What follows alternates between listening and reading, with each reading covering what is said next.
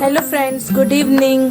मेरा नाम है आयुषी जैन। शाम का समय मेरे लिए सबसे सुकून भरा होता है। पूरे दिन की भागदौड़ के बाद जब शाम होती है तो थोड़ा सा समय खुद के लिए निकालना बहुत ज़रूरी होता है। आज मैं अपनी शाम की छोटी सी रूटीन आपके साथ शेयर कर रही हूँ। सबसे पहले मैं थोड़ा सा वॉक या हल्का फुल्का वर्कआउट करती हूँ, जिससे शरीर एक्टिव रहता है और मन भी फ्रेश हो जाता है। इसके बाद कुछ हल्का और हेल्दी स्नैक्स लेना पसंद करती हूँ, जैसे फ्रूट जूस, ग्रीन टी। इससे एनर्जी मिलती है और हेल्थ भी अच्छी रहती है। शाम का समय हमें अपने दिन के बारे में सोचने और रिलैक्स होने के लिए मौका देता है। अगर आपको यह मेरा इवनिंग ब्लॉग पसंद है तो वीडियो को लाइक कीजिए और चैनल को सब्सक्राइब कीजिए। मिलते हैं अगले ब्लॉग में।